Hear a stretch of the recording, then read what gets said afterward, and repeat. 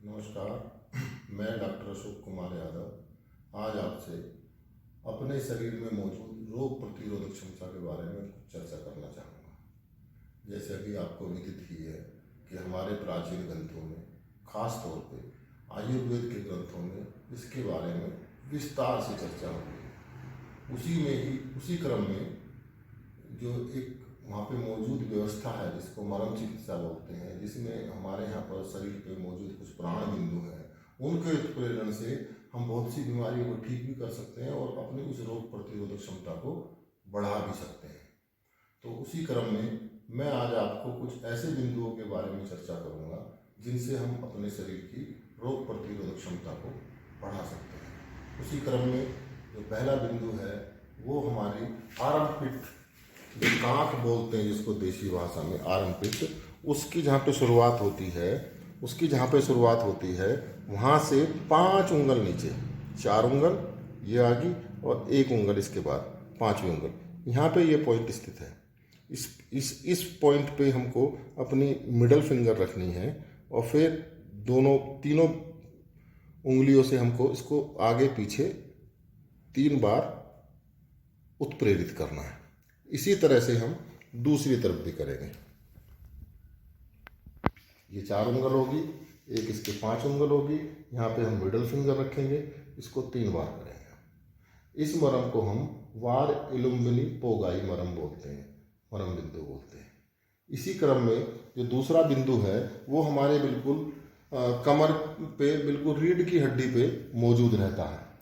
इसकी जो लोकेशन है, जो हमारी नाभि है, नाभि के बिल्कुल पीछे ये मरम स्थान स्थित होता है, ये बिंदु स्थित होता है।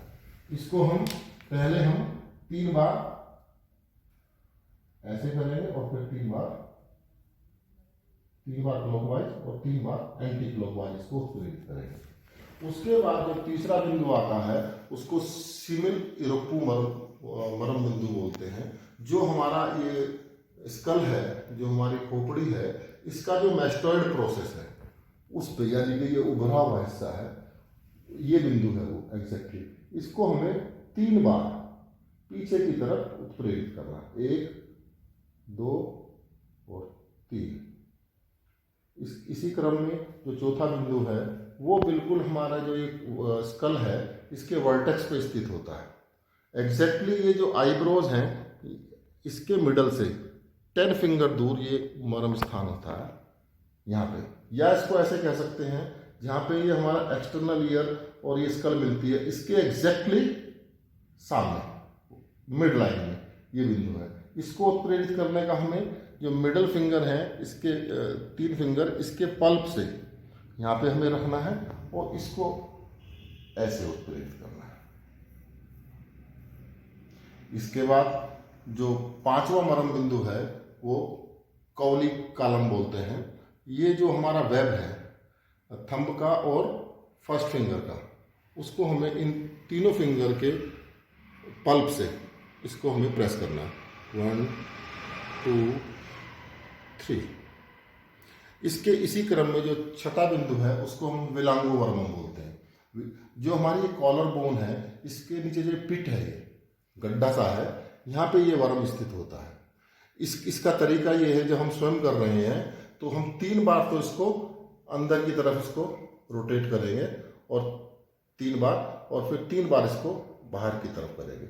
ये आप ध्यान रखें कि जब अंदर की तरफ हम रोटेट कर रहे हैं तो इनको थोड़ा स्लो कर सकते हैं, बाहर की तरफ करेंगे तो थोड़ा स्पीड को हम बढ़ाएंगे। इसके बाद इसी क्रम में जो 7वां बिंदु है उसको हम अड़प्पा कालम बोलते हैं। जो हमारा रिब केज है, रिब केज जहाँ पे ये बीच में मिल रहा है, इससे एग्जैक्टली इसकी लोकेशन 13 फिंगर दूर है। 13 फिंगर है ना, इसको नाप लेंगे तो ये बिल्कुल मिड लाइन में यहाँ पे आएगा। यानी कि आप ऐसा समझ लें कि ये रिब केज का लास्ट है, इससे एग्जैक्टली यहाँ पे ये मिड लाइन में। इसकी जो वो स्टिमुलेट करने का तरीका है, हम 3 बार इसको 3 फिंगर से 1, 2 और 3 और लास्ट में आके इसको ये कर देंगे। ये हो गया हमारा। इसको एक बार और समझ लें आप, ये यहाँ पे 1, 2, 3।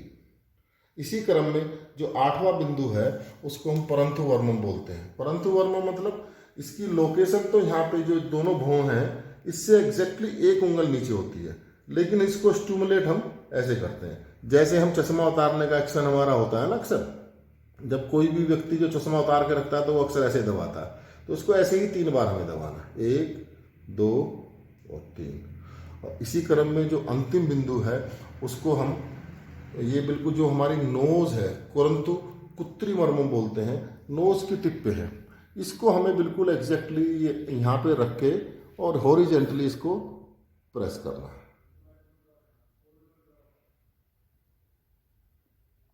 इन सारे बिंदुओं को अगर आप सुबह शाम आपको समय मिले, अगर आप उत्प्रेरित करेंगे तो आशा ही नहीं, हमें पूरा विश्वास है कि आपकी रोग प्रतिरोधक क्षमता में आशातीत वृद्धि होगी, जिससे आप स्वयं भी महसूस करेंगे। नमस्कार।